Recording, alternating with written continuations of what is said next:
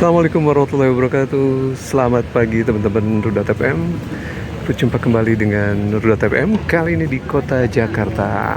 Berjumpa kembali ya teman-teman di Jakarta. Hari Jumat tanggal 31 Oktober 2025.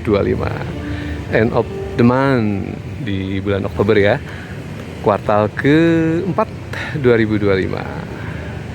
Pukul 10 lewat 5 menit teman-teman. Akhirnya Rudat FM kembali ke Jakarta setelah cukup lama absen. Dan kita ingin lihat seperti apa perkembangan Jakarta di pekan-pekan terakhir.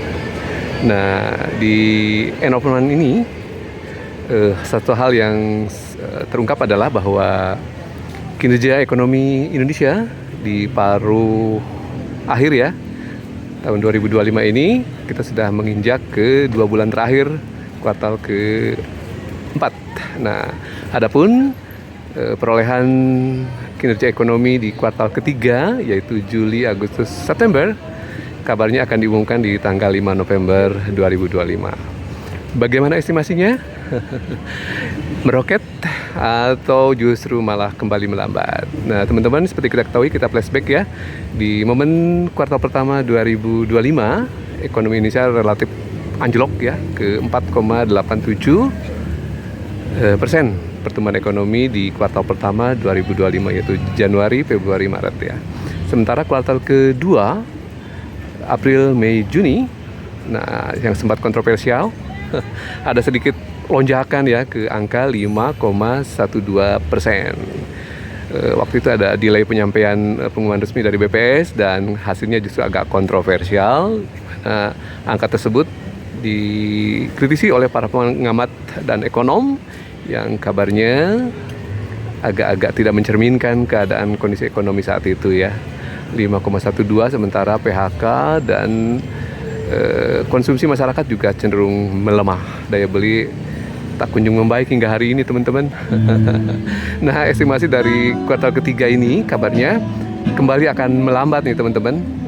Ada Juli, Agustus, September di mana saat itu ada demo besar-besaran di periode akhir Agustus yang sempat menimbulkan juga korban jiwa di berbagai titik demonstrasi ya, seperti di Jakarta, Semarang, Yogyakarta, dan Makassar. Dipicu oleh salah satunya ketidakpuasan terhadap kinerja keuangan ya, di mana Menke menjadi salah satu korban dari demonstrasi tersebut ya. Korban sekaligus juga memang efek dari kebijakan-kebijakan yang bersangkutan, di mana ada lonjakan tunjangan yang memicu keresahan ya, yaitu tunjangan anggota Dewan DPR ya, sebanyak 580 orang anggota Dewan mendapat tunjangan kinerja yang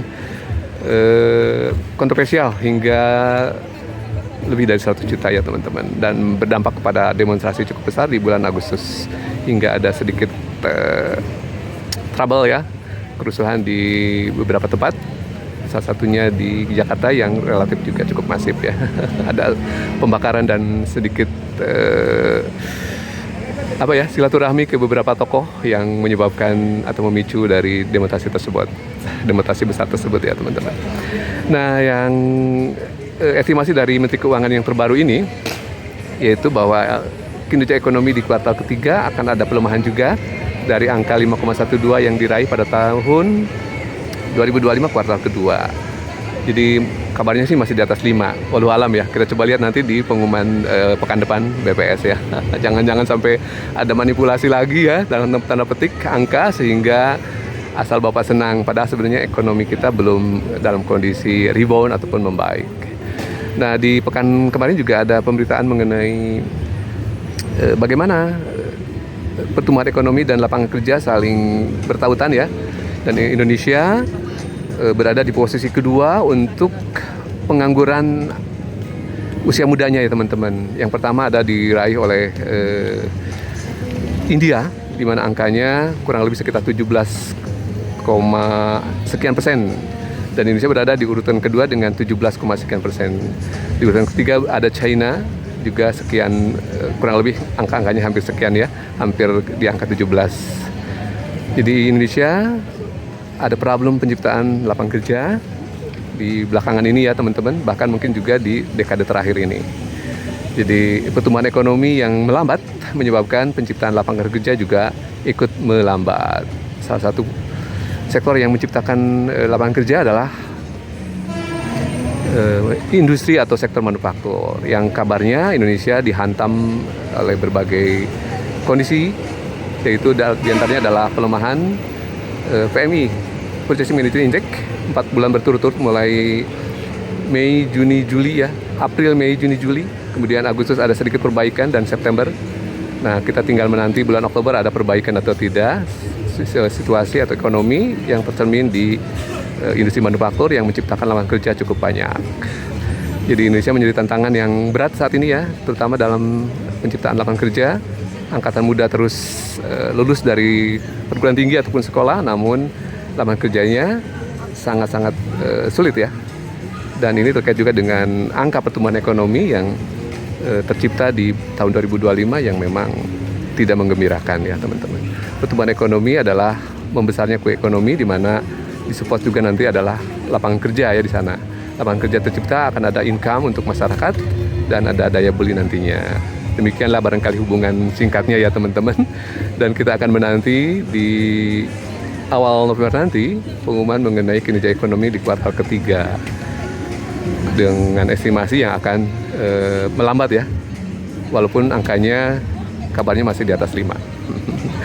Oke teman-teman, sekilas dengan flashback kondisi ekonomi Indonesia di tahun 2025 yang tersisa 2 bulan lagi ya, akan selesai dan berganti tahun ke 2026. Sementara perjalanan dari rejim yang berkuasa saat ini juga sudah lewat dari 1 tahun ya, yang ternyata kondisinya masih begini-begini saja, walaupun sudah ada beberapa gebrakan, diantaranya adalah transfer 200 triliun dari saldo anggaran lebih di Bank Sentral yang sudah transfer ke sistem perbankan Bank Himbara, yang mudah-mudahan saja bisa menggerakkan ekonomi, walaupun tentu saja butuh waktu ya teman-teman.